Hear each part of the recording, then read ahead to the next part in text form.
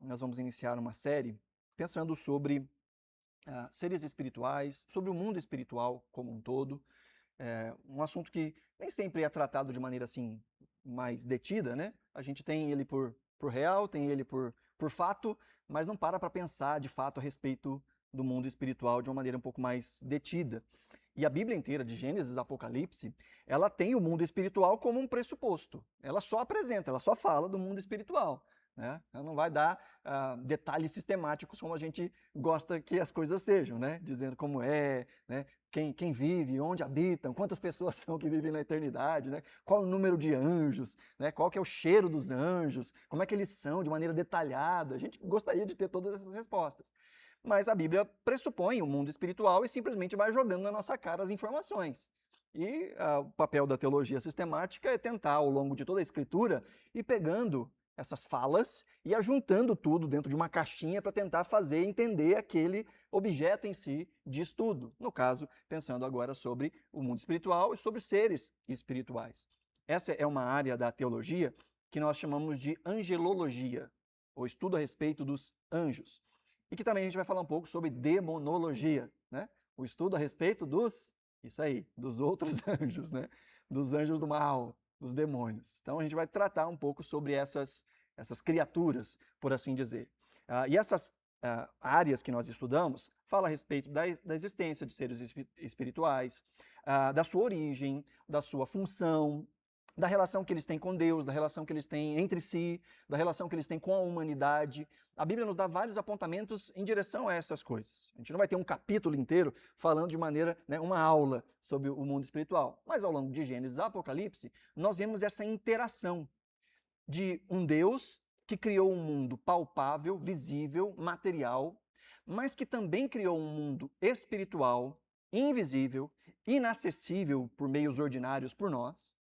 Mas esse Deus que habita neste mundo espiritual também se envolve neste mundo material. E se envolve de infinitas formas, de diversas formas.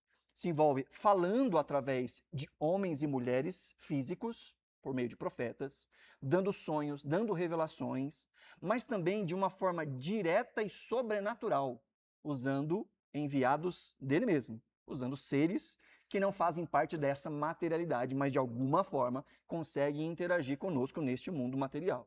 Então é mais ou menos por aí que a gente vai caminhar e vai pensar aí sobre onde esse estudo aí se encaixa na nossa vida. A gente poderia até pensar a respeito de Deus como sendo um ser espiritual, mas eu penso que nessa nossa forma de estudar aqui seria diminuir a Deus, né? Porque Deus não é simplesmente um ser espiritual, ele é o criador do mundo espiritual.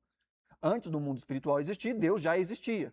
Então, embora Deus entre nessa categoria, digamos assim, de um ser espiritual, ele é muito além de um ser espiritual. Ele sustenta todas as coisas, inclusive as coisas espirituais. E por que falar sobre esse tema é tão importante? Hoje nós vamos tratar de uma maneira um pouco mais introdutória ao tema, e depois, a partir da próxima semana, a gente deve já começar a falar sobre essas figuras que fazem parte da fauna espiritual, né? Desses seres que vivem nessa dimensão que nós chamamos de dimensão espiritual. Mas por que é importante pensarmos a respeito desse tema? Primeiro, porque a Bíblia inteira pressupõe a realidade desse mundo espiritual, como eu já falei. Né? E como eu disse, ela simplesmente joga as informações para a gente e lide com isso. Há um texto, talvez você já deve ter lido, lá em Jó. A gente está lendo Jó e, de repente, já no primeiro capítulo, a gente se depara com uma cena, que a gente não sabe muito bem explicar ela. Por exemplo, Jó, capítulo 1, verso 6, diz que num dia em que os filhos de Deus, a palavra hebraica aqui, a expressão hebraica seria Bene Elohim, ou os filhos de Deus, de fato, vieram apresentar-se diante do Senhor e veio também Satanás entre eles. E vocês conhecem muito bem a história, né? Que Satanás interage com Deus, fala, viu, Jó é um homem temente, né? Ali e tal. Na verdade, Deus fala com ele, viu, Jó é um homem temente, é fiel. Aí Satanás diz, mas é claro, você encheu ele de bens, né? Tira os bens dele para ver se ele não blasfema contra ti. Então nós vemos uma interação espiritual acontecendo, um concílio espiritual, uma assembleia espiritual que está acontecendo entre Deus e estes que estão chamados de Bene Elohim, os filhos de Deus. E aqui não está falando de gente convertida, não. Aqui não está falando do povo de Israel, não. Está falando de uma categoria espiritual, de seres não visíveis, que se apresentaram diante de Deus, dentre eles este que é apresentado como Satanás. Então está diante de Deus, interagindo com Deus. E aí então há um tipo de interação posterior com o mundo material, no caso com a própria pessoa de Jó. Então a Bíblia já nos apresenta a cena acontecendo. Não diz quem são esses filhos de Deus com detalhe. Não diz como é que eles chegaram diante de Deus, né? Não diz se essa reunião acontece semestralmente, mensalmente, diariamente, né? Se ela acontece uma vez a cada não sei quanto tempo. A Bíblia não nos traz essa informação. Só diz que um dia Deus estava reunido com seus filhos e Satanás estava reunido também, porque eles vieram se apresentar.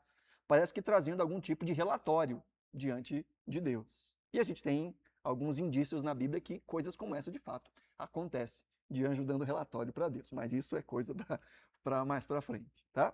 Então por que é importante nós tratarmos disso? Porque a Bíblia tem o reino espiritual, o mundo espiritual, como um pressuposto de fato.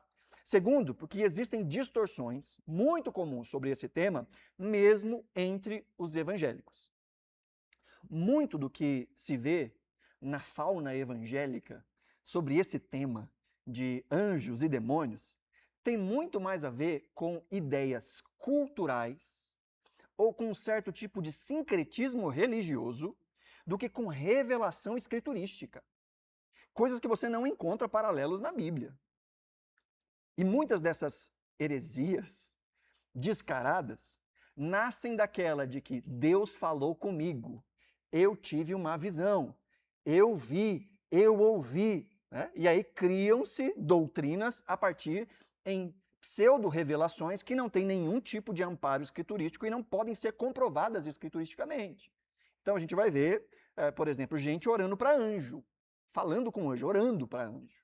Gente que acha que crente tem anjo da guarda. Tem crente que acha que isso é um fato, né? Então, ideias e pensamentos que são muito mais culturais do que bíblicos.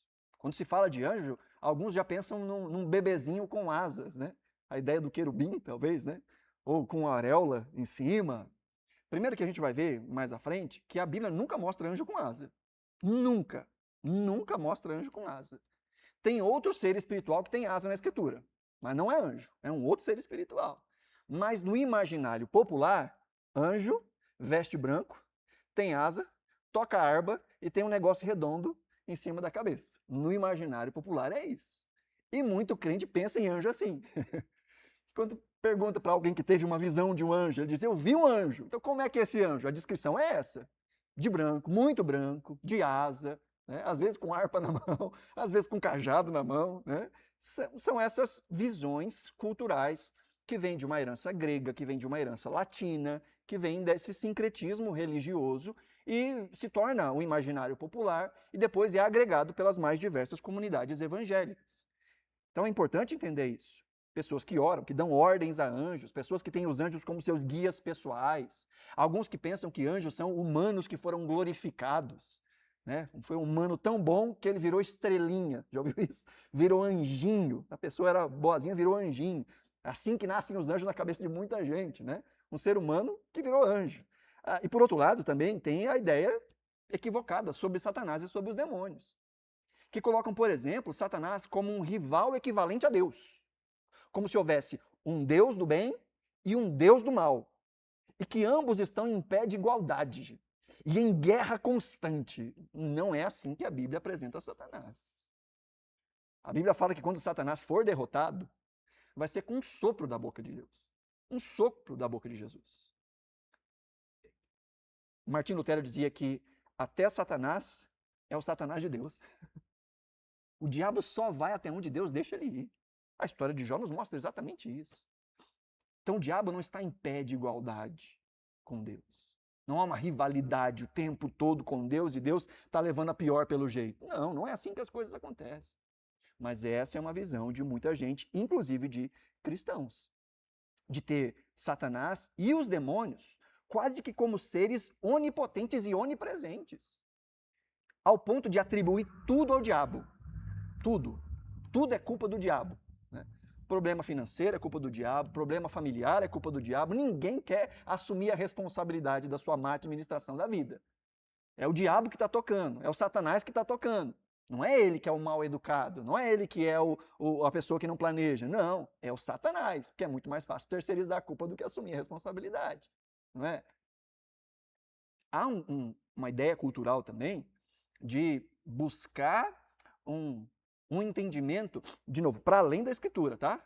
Dos demônios. Aí querem saber o nome, a Bíblia não fala nome de demônios, exceto no momento em que alguns demônios se intitulam como legião.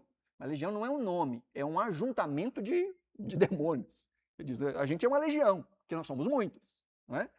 Mas tem gente que gosta de catalogar. Eu já participei em tempos obscuros da minha vida, em tempos atrás, né, de estudos desse tipo, de que a pessoa catalogava. Olha, esse demônio chama fulano de tal.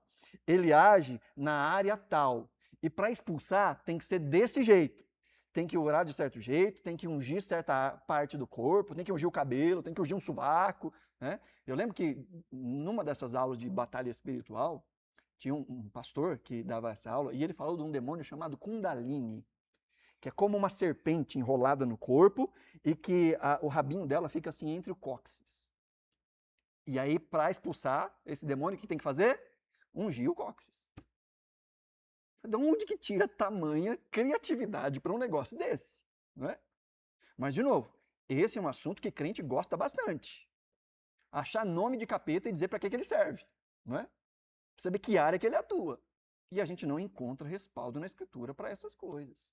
É cultural, é sincrético, por que não dizer, tenha muito a ver com outras religiões de matriz africana, e muito da demonologia brasileira recorre a um tipo de visão espiritualista de matriz africana para poder definir aquilo que chamam de demônio. O que traz vários problemas. Primeiro, de não entender o que de fato é demônio, e segundo, de entrar num tipo de preconceito e exclusão de pessoas que professam outro tipo de fé. Inclusive chamá-las de endemoniadas. Agora veja, a gente tem que tomar muito cuidado. Porque existe um mundo espiritual. E esse mundo espiritual se manifesta. E ele é percebido de maneira diferente, por pessoas diferentes. E é por isso que nós precisamos conhecer a Escritura, para poder conseguir identificar o que é uma coisa e o que é outra. Às vezes uma coisa que nós chamamos de bênção, na verdade, é a atuação do diabo. Às vezes coisas que nós chamamos de diabo é o mau uso da nossa liberdade. E aí colocamos a culpa no diabo. Então, há um cuidado a ser tomado, porque há muitas distorções a respeito desse tema, inclusive e principalmente entre os evangélicos. Por isso que a gente precisa olhar com bastante atenção. E do outro lado também a gente encontra, né, uma distorção mais materialista, como se a gente dissesse que sim, Deus existe, mas o mundo espiritual não interfere em nada no nosso cotidiano. Tem esse outro extremo também. Né? O mundo espiritual não afeta nada, é como se fosse uma leitura bíblica desencarnada do sobrenatural. O que a Bíblia tem são só grandes conselhos, é apenas sabedoria para a vida, não há nada para além daquilo que é material e a Bíblia só trata daquilo que é material. Esse é o outro extremo, de achar que não existe um mundo espiritual, que achar que não existe um diabo, que não existe um Satanás, que não existem demônios, e de achar que eles não têm algum tipo de influência na nossa caminhada. Se fosse verdade isso, Jesus não nos ensinaria a orar para que o Pai nos livrasse das tentações e do maligno. Nos livrar do mal, e ele mal é com um artigo definido falando exclusivamente da ação de Satanás. Livre-nos de o mal, o diabo, o Satanás. Porque a Bíblia fala e fala muito sobre ele. Não como um conceito, não só como uma filosofia, ou como agentes humanos que estão personificando algo que a gente chama de espiritual. Não. A Bíblia fala de seres espirituais. Seres espirituais, que de alguma forma interagem conosco no mundo que a gente vive. Então a Bíblia nos ajuda a entender para que a gente não exagerar nem para um lado e nem ignorar por outro, mas ter uma visão bíblica a respeito destes seres. Em terceiro lugar, que todo mundo visível, tanto o mundo visível quanto o mundo invisível, são obras criadas por Deus. Deus criou aquilo que é visível, Deus criou aquilo que é invisível. O famoso texto de Gênesis 1:1, né? No princípio criou Deus os céus e a terra. E muitas vezes, esse espaço espiritual é chamado de céus. Lugar onde Deus habita, os céus. No princípio, Deus criou a realidade espiritual e a realidade material. Todos os seres espirituais vieram à existência no ato da criação. Em que momento da criação? Não temos detalhes. Mas em um dos 7 dias, ali Deus estava também agindo com os seres do mundo espiritual. Uma realidade espiritual, uma realidade material, mas tudo é obra da criação de Deus. E é exatamente isso que Paulo fala em Colossenses, falando de Jesus como sendo o superior, anterior e soberano sobre todas essas coisas. Diz o texto, pois nele, em Jesus, foram criadas todas as coisas, olha aí que ele fala, nos céus e sobre a terra, as visíveis e as invisíveis. Ah, gente, será que ele não está falando do mundo microscópico? Isso é o pensamento do povo da época de Paulo? Microscópico? Germes, bactérias, você acha que eles estavam falando disso? Não, está falando de coisas nos céus e sobre a terra. Sejam coisas visíveis, invisíveis, e ele diz, sejam tronos, soberanias, principados, potestades, tudo foi criado por meio dele e para ele. Paulo usa aqui 4 categorias ou 4 palavras gregas, de uso grego, para autoridades. A ideia de trono não é o trono em si, né, o lugar onde a pessoa senta, né, mas a ideia da autoridade, da cadeira. Né, como a gente fala, a cadeira do ministro da educação, ministro da saúde, a cadeira do ministro. Né, não está falando da cadeira, está falando daquela posição, está falando daquela área em que ele atua. Essa é a ideia de trono. A ideia aí que aparece aqui como soberanias vem da palavra Kyrios, que é senhor. A ideia de senhorio, ou alguém que exerce um governo mandado por alguém. Então, alguém que é um representante de um reino, está ali como um senhor de alguma coisa. A ideia aqui de principado também é a ideia de príncipe, mas príncipe no contexto bíblico, não de o filho do rei. Né? Mas, por exemplo, fala de um anjo que era o príncipe dos anjos, ou seja, era o chefe de uma miríade de anjos. Essa é a ideia. Então, principados aqui seriam esses líderes de agrupamentos de coisas ou de pessoas. E aí, por último, potestades, que são esses poderes em ação. São as pessoas exercendo algum tipo de cargo. E aqui ele está falando de uma maneira espiritual. E é bom nós lembrarmos que Colossos tinha um tipo de vida espiritual que era muito bagunçada. Nós fizemos uma série de Panorama do Novo Testamento, quem não assistiu, vale a pena assistir, e lá na aula sobre Colossos, nós falamos sobre a heresia dos colossenses, que era uma mescla de judaísmo com misticismo e com adoração a anjos. Então Paulo está falando com gente que adorava anjo. E o argumento dele é, olha, tudo que existe foi criado por Jesus. Não adora essas coisas. Porque Jesus é superior, é anterior e é soberano. É aí que vai entrar esse argumento. Todas as coisas, as visíveis e as invisíveis, foram criadas por Jesus. Então ele vai falar mais à frente a respeito de pessoas que têm uma pretensa sabedoria porque eles têm contato com anjos. Já viu alguma coisa assim? Em algum lugar? Gente que se acha muito espiritual porque vê anjo, fala com anjo. Já viu um negócio assim? Ora para anjo, manda em anjo. Já viu um negócio assim? Paulo está dizendo, gente, para de papagaiada. O negócio é Cristo. É Jesus que é autoridade. Ele é superior, ele é anterior, ele é soberano. Então aqui Paulo está dizendo que todas estas coisas, as visíveis e as invisíveis, o mundo material e o mundo espiritual, foram criados por Deus e foram criados através de Jesus. Jesus é o Criador e o Senhor de todas essas coisas. Ok, mas ao pensarmos então a respeito dessas duas realidades, a Bíblia nos mostra essas realidades criadas. Né? Essa simbologia assim fica mais fácil de entender. Né? O céu e aqui a terra. Né?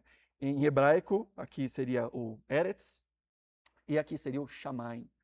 É legal que Shamayim significa céus, só que só Maim é água. É legal que tem muito a ver com a criação, né? As águas de baixo das águas de cima. Deus chamou essas de Maim e essas de Shamayim. Né? Tem uma fonética aí também interessante no relato da criação.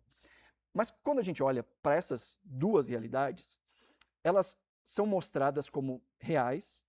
Em alguns momentos elas são mostradas como sobrepostas. Parece que tem coisas acontecendo ao mesmo tempo nas duas. Mas também elas parecem se mostrar completamente distintas, inacessíveis em alguns momentos. Quando a gente fala, por exemplo, do céu, há muitos textos que falam do céu como sendo essa habitação de Deus. Por exemplo, Deuteronômio 26:15, em que Moisés está ensinando o povo a orar diante de um compromisso que eles tinham com Deus ali, ao trazer os seus dízimos no terceiro ano. Ele diz: quando vocês trouxerem seus dízimos, aí vocês vão orar. E parte dessa oração ele diz para que eles orassem a Deus dizendo: olha desde a tua santa habitação, desde o céu, e abençoa Israel, o teu povo, e a terra que nos deste, como jurastes aos nossos pais, terra que mana leite e mel. Então Moisés, direcionado por Deus, está ensinando o seu povo a orar para que Deus, da sua santa habitação, e ele diz, dos céus, para que Deus olhe por eles e seja favorável a eles. Um outro texto, Salmo 11, verso 4. O salmista diz: o Senhor está no seu santo templo, nos céus. O Senhor tem o seu trono. Os seus olhos estão atentos, as suas pálpebras sondam os filhos dos homens. Então, de novo, esse contraste. Deus nos céus e os seres humanos na terra. Mais um texto. Salmo 115, versos 2 e 3. Porque diriam as nações: onde está o Deus deles? E aí a resposta do próprio salmista: o nosso Deus está no céu e faz tudo como lhe agrada. Ainda no Salmo 115, no verso 16, ele diz: os céus são os céus do Senhor, mas a terra ele deu aos filhos dos homens. Então, estabelecendo exatamente esse paralelo de um mundo espiritual e de um mundo material. E é sempre importante nós nos lembrarmos que a Bíblia foi escrita dentro do seu contexto, dentro de uma época, com pessoas que tinham um tipo de conhecimento e que tinham um tipo de linguagem. Nosso grande problema é tentar entender com a cabeça do século 21 aquilo que foi escrito séculos antes de Cristo. Hoje nós temos algumas categorias que talvez nós usaríamos se nós estivéssemos escrevendo a Bíblia lá naquela época. Assim como eles tinham categorias que estão distantes de nós. E é sempre muito importante nós nos lembrarmos que quando nós falamos de coisas eternas, quando nós falamos principalmente de coisas que os apóstolos, os profetas, viram em visões sobrenaturais, obviamente nos faltariam palavras para descrever o que a gente viu. Concordam comigo? Imagina que você teve uma visão do céu. Você viu um monte de coisa que não existe aqui. Como é que você vai descrever essas coisas? Tentando, de alguma forma, associar aquilo que você viu com algo que as pessoas possam compreender.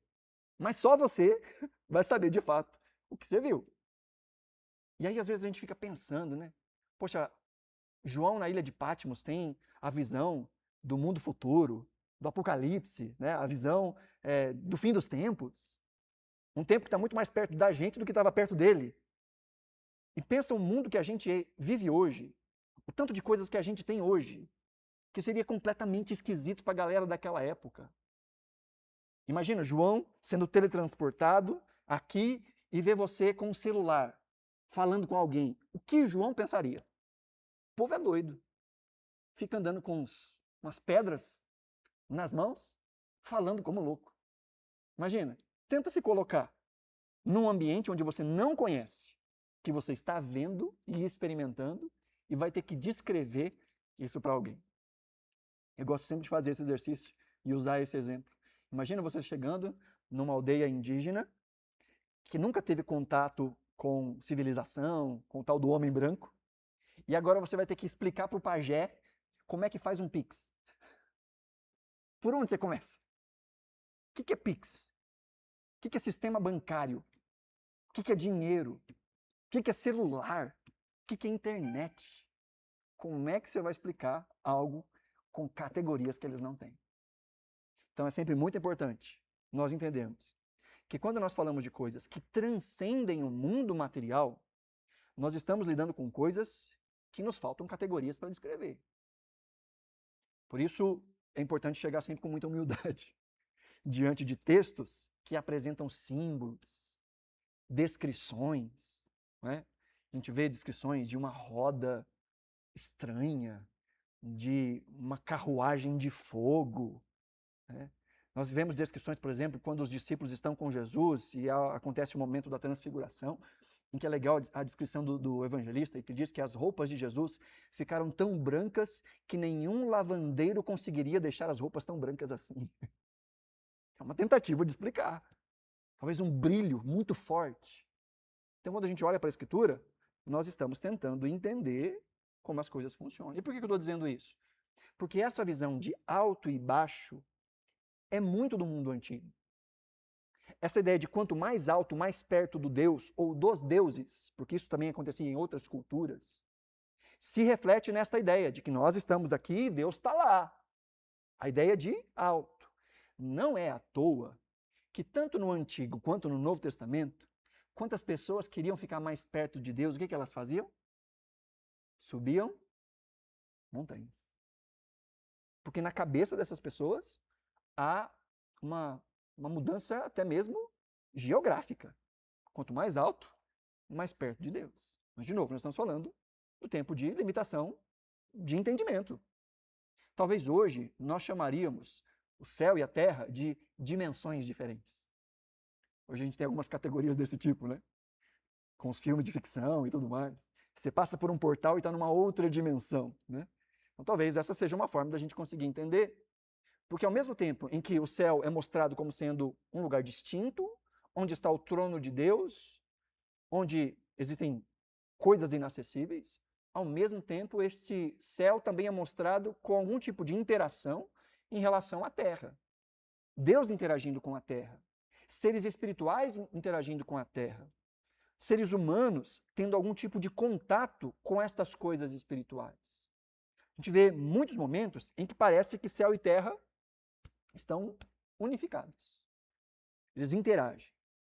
Há um texto bem conhecido de Gênesis 28, quando Jacó está, Isaac está, não, é Jacó mesmo. Jacó está indo ver a sua esposa, procurar a sua esposa, né, na terra de Labão, em Padã Arã. Nessa caminhada, ele para numa cidade que ela é chamada de Luz. E diz o texto que, parando ali, ele pega uma pedra e faz dessa pedra o travesseiro. Pensa no travesseiro de plumas de ganso que devia ser, né? Pensa na coisa gostosa. E ele deita e dorme. E quando ele dorme, ele tem um sonho, que está registrado em Gênesis 28. Verso 12 diz: E sonhou, e eis que estava posta na terra uma escada, cujo topo atingia o céu. E os anjos de Deus subiam e desciam por ela. E aí continua o relato. E lá no versículo 16 vai dizer: Quando Jacó despertou do sono, disse: Na verdade, o Senhor está neste lugar, e eu não sabia. E temendo disse: Quão temível é este lugar! É a casa de Deus, a porta dos céus. E ele então vai dar o nome dessa cidade onde aconteceu essa visão de Betel. Beit, casa. El, Deus. Casa de Deus. Ali ele tem uma visão em que o céu e a terra colapsam. Estão unidos. Ele tem essa visão. E essa não é o único momento em que essas coisas acontecem. Nós vemos Moisés no alto do Monte Sinai. Diz o texto que desce uma nuvem, com trovão, com relâmpago, né? Então, Deus interage ali com Moisés de um jeito completamente diferente, ao ponto do povo ficar morrendo de medo de tudo que estava acontecendo lá, né? Quando Moisés também está no alto da montanha e ele tem primeiro encontro com Deus, numa sarça que está com fogo, mas não se consome, né? A tal da sarça ardente, um arbusto que pega fogo e nunca se consome. E Deus fala para ele: tira as sandálias dos teus pés, porque o lugar que você está é santo. Então, de alguma forma, espiritual, mesclando com o material. E tudo isso aponta lá para o começo, para o Jardim do Éden. Lembra? O Jardim do Éden como sendo esse lugar onde Deus falava face a face com os humanos. Onde o mundo espiritual estava diretamente em contato com o mundo material. Mais à frente a gente vai falar um pouco sobre isso. Mas talvez se a gente entendesse que no Éden, no Jardim do Éden, bom, vamos lembrar, tem a terra, na terra tem um lugar que é chamado de Éden, e no Éden Deus plantou um jardim. Não lembra disso? Não é todo o Éden que é o jardim. É um jardim no Éden. Então o Éden é uma região, e na região do Éden tem um jardim. E é ali que habitavam os nossos primeiros pais, em contato direto com Deus. Uma estrutura tríplice, né? Terra, Éden, jardim no Éden. Isso depois fica muito mais claro no tabernáculo, no templo, né? Pátio, santo lugar, santo dos santos. Um rememorar exatamente dessa estrutura. E ali no Éden, Deus falava face a face com os nossos pais. Talvez assim fica mais fácil da gente entender por que é que Eva não estranhou de uma cobra falar. Já pensou nisso? Será que todos os animais falavam no tempo de Adão e Eva? Como é que ela não falou, oxe, essa cobra está falando agora? Talvez se a gente lembrar que existem seres espirituais descritos na Bíblia que tem cara de águia, cara de leão, cara de touro, cara de serpente, talvez fique mais fácil de entender por que é que no lugar onde o céu e a terra se encontram, ninguém estranha uma cobra falar. Mas isso é cenas do próximo capítulo, né? Mas a gente vê exatamente este lugar, que depois é reencenado no tabernáculo e no templo. Não à toa, no tabernáculo e no templo, o que nós vemos são simbolismos que remetem ao jardim do Éden. Árvores são mostradas. Quando os nossos primeiros pais são expulsos do Éden, lembra disso? Para que eles não voltem mais para o Éden. O que Deus fez? Colocou na porta querubins. Querubins. Com uma espada flamejante. E o que era entalhado no Santo dos Santos, tanto no tabernáculo quanto no templo? Querubins. Mas tem alguma dica aí acontecendo. Então nós vemos árvores entalhadas, nós vemos frutos entalhados e desenhados neste lugar. Parece que o que Deus está ensinando ao seu povo é que este lugar é o lugar do retorno. É o lugar onde todo israelita desejava estar, mas pelo pecado, somente um representante podia estar ali, no lugar deles, para que a presença de Deus novamente fosse propícia a eles. E isso vai crescendo e desemboca em Jesus, como o nosso sumo sacerdote, que não só entra diante de Deus para apresentar os sacrifícios por seu povo, mas como diz o texto de Hebreus, abre para nós um novo e vivo caminho pelo seu sangue. E o escritor de Hebreus, em Hebreus 9, diz, podemos entrar confiadamente diante do trono da graça de Deus. Porque Cristo abriu o acesso ao Santo dos Santos. O acesso de volta a onde nós não deveríamos ter saído. Não é à toa que a Bíblia nos mostra que no final, quando nós fomos resgatados de uma vez por todas, os céus vão se unir à terra e haverá um lugar onde existe a árvore da vida. Ou melhor, várias árvores dessa espécie, a árvore da vida. Que as suas folhas são cura para as nações e os seus frutos estão disponíveis àquele que vencer. Darei de comer, diz Jesus, àquele que vencer, darei de comer da árvore da vida. Então o final é a volta para onde a gente nunca deveria ter saído. E no meio, o que a gente tem é essa linguagem simbólica reencenada várias e várias vezes, chamando os seres humanos para este lugar onde os céus e a terra se unem novamente. Amém? Então aí a gente vê essas realidades que vão interagindo. De alguma forma, seres espirituais que são enviados por Deus para trazer mensagens, para falar com pessoas, para entregar revelações daquilo que Deus vai fazer. Como, por exemplo, Maria recebe a visita de um mensageiro espiritual, falando que ela estava grávida, ou ficaria grávida pelo Espírito. Isabel, Zacarias, nós vemos isso. Nós vemos Abraão no Antigo Testamento, recebendo também mensageiros da parte de Deus. Inclusive, um desses mensageiros, Abraão, identifica como sendo o próprio Deus, que está ali, mas que ao mesmo tempo são de carne e osso, porque comem com ele, estão com ele, se assentam com ele. Que maluquice toda é essa? Bom, é isso que a gente vai tentar entender à luz das Escrituras. Mas ao mesmo tempo em que há essa interação, também a Bíblia nos fala de uma realidade que é muito distinta. Por exemplo, onde estão os crentes em Cristo que já morreram? Onde estão? Estão nesse mundo espiritual. Mas aqui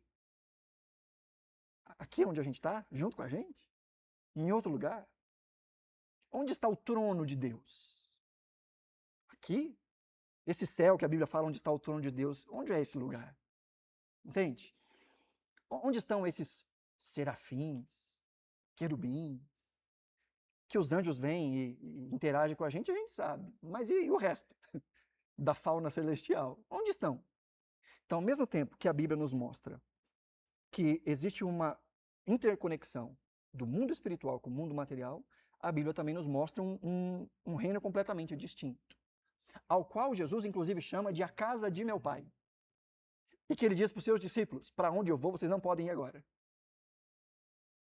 Mas eu vou preparar para vocês lugar e vou voltar, para que onde eu estiver, estejam vocês também.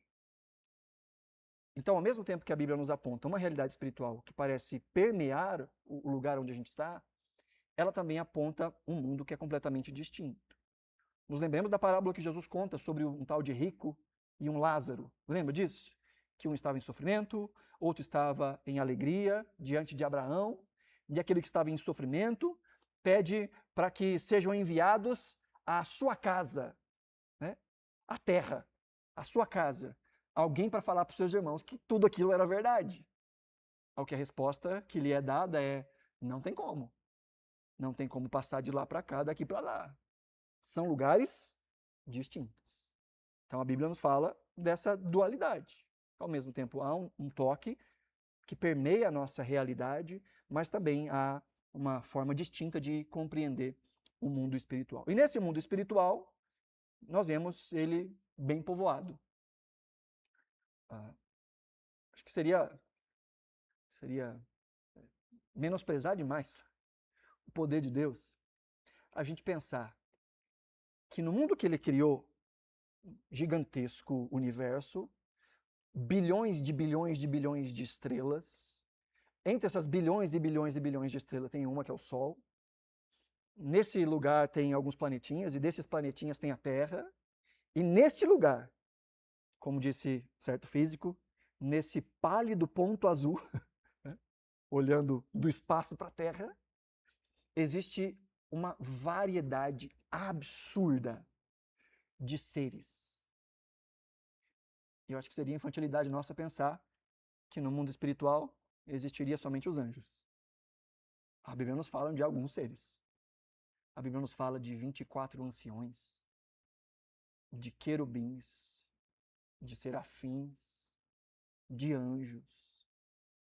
Na Bíblia nos fala de coisas que a gente descreveria como carruagem de fogo, como uma roda, de seres com vários olhos, de seres com 2 asas, de seres com 4 asas, de seres com 6 asas.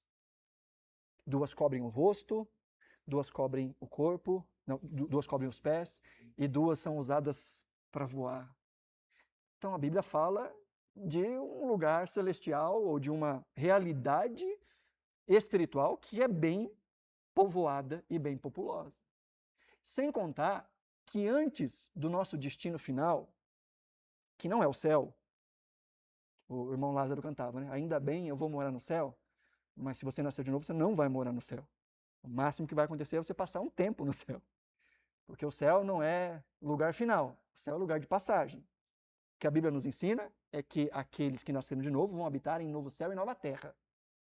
Material, onde habita a justiça, em que esse céu de Deus vai entrar com essa nova criação, ou com essa recriação de Deus, e aí onde está o trono de Deus, ali estará também o povo de Deus. Mas enquanto isso não acontece, quando a gente morre, a gente vai para um lugar espiritual, que é aquilo que nós chamamos na teologia de estado intermediário. Então a Bíblia diz que no último dia, aqueles que nasceram de novo vão ressuscitar. Mas a Bíblia também diz que aqueles que não nasceram de novo vão ressuscitar e serão julgados e serão lançados em um lugar do qual eles não estão também. Quando eu falava sobre a ideia de um entendimento cultural de anjos e demônios, né? Um dos entendimentos culturais é que Satanás é um bicho vermelho, chifrudo, com rabo pontiagudo, que segura um tridente e que é o rei do inferno. E que está torturando as almas do inferno. A Bíblia não fala nada disso. Primeiro que o diabo não está no inferno. Ele está aqui, não aqui, está amarrado, em nome de Jesus. Está aqui, né, por aí, andando por aí, né, no mundo no qual a gente vive, interagindo por aí. Não está no inferno. E quando ele chegar no inferno, não vai ser para reinar nada, para torturar ninguém. Satanás vai ser lançado no inferno por último, para ser também punido. Ali ele também vai ser punido. O diabo não tem casa, tá? Ele não é o rei do inferno. Os demônios não estão lá no inferno, né? Queimando as almas vivas, e o diabo quer que você morra para ele poder ficar se divertindo com você lá. Não, isso aí é entendimento cultural. O diabo tem tanto medo do inferno quanto você, porque ele sabe que esse é o lugar final dele também. Mas aqueles que morreram sem Cristo também estão aguardando a ressurreição para receberem um julgamento final e receberem um galardão. Aqueles que nasceram de novo vão receber um galardão de acordo com suas obras, e aqueles que não nasceram de novo vão receber um galardão de acordo com as suas más obras. Um galardão, nesse caso, completamente negativo. A Bíblia fala de graus diferentes nos céus e de graus diferentes no inferno. Mas isso também é papo para um outro momento. Estou só, né, deixando a coisa um pouco mais ampla para a gente poder entender que é um tema complexo. E depois de nós lembrarmos também que o que nós temos na Escritura tem muito mais a ver conosco. Então, quando a Bíblia trata de seres espirituais, via de regra, está falando de algum tipo de interação com a gente. O que acontece 24 horas nesse lugar espiritual, a Bíblia não trata. É só aquilo que tem a ver com a gente. Então, há muito mais entre céu e terra que imagina a nossa vã filosofia. De fato, o que nós temos são algumas mostras da interação de seres espirituais com seres humanos, amando de Deus, para algum propósito. E o céu, então, é esse espaço onde existe governo, autoridade, serviços. Seres espirituais desempenham algum tipo de serviço ou de serviços. A Bíblia nos fala, o mais comum deles é de trazer algum tipo de mensagem. Hebreus fala que os anjos são espíritos ministradores a serviço dos santos. Então eles desenvolvem algum tipo de papel.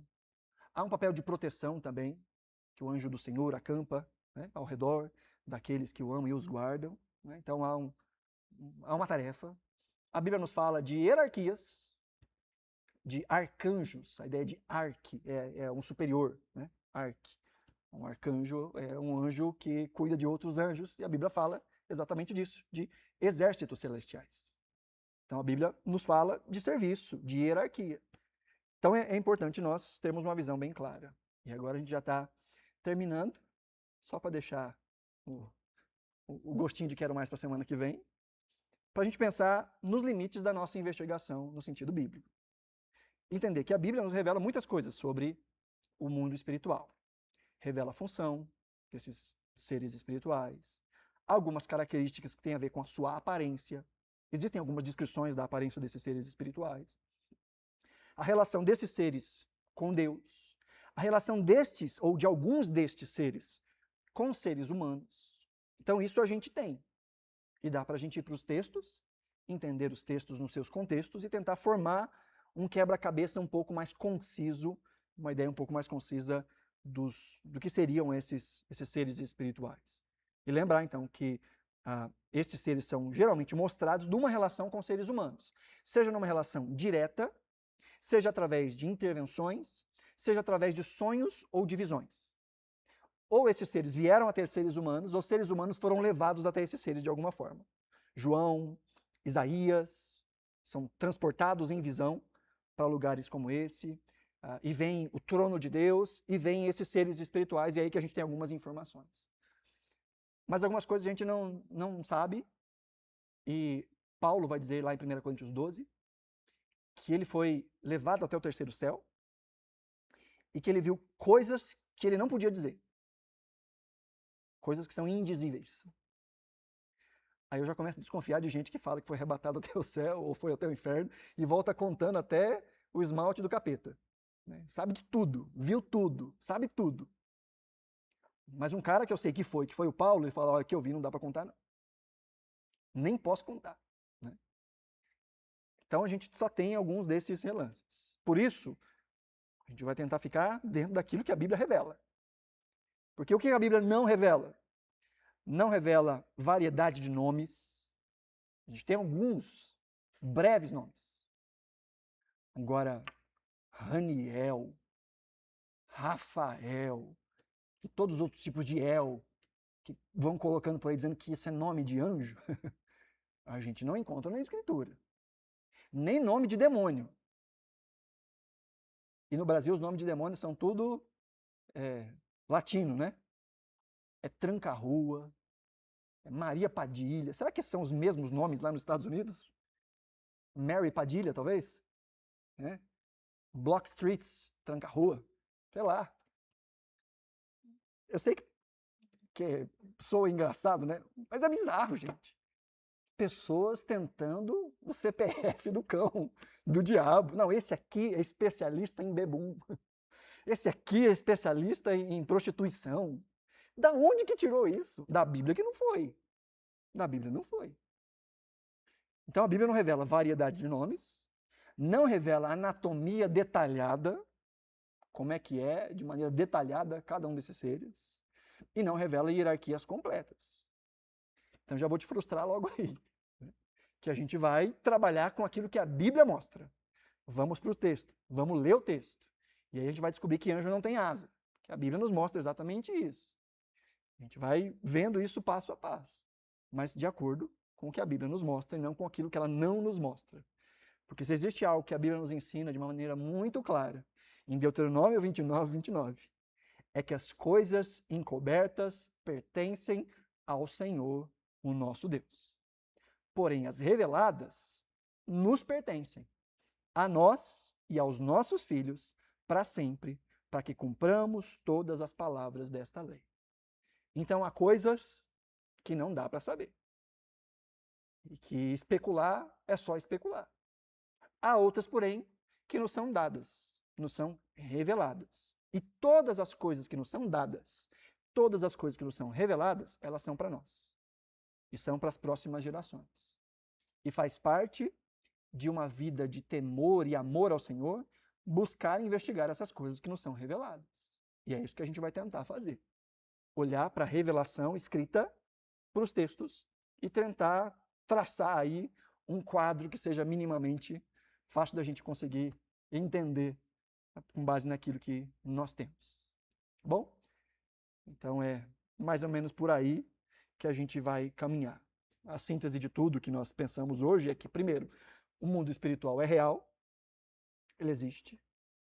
Segundo, ele é criado, ele não é eterno, ele veio depois de Deus. Deus é antes do mundo espiritual. Aí a pergunta, né? Onde Deus estava antes de estar no mundo espiritual? Uma pergunta legal, né?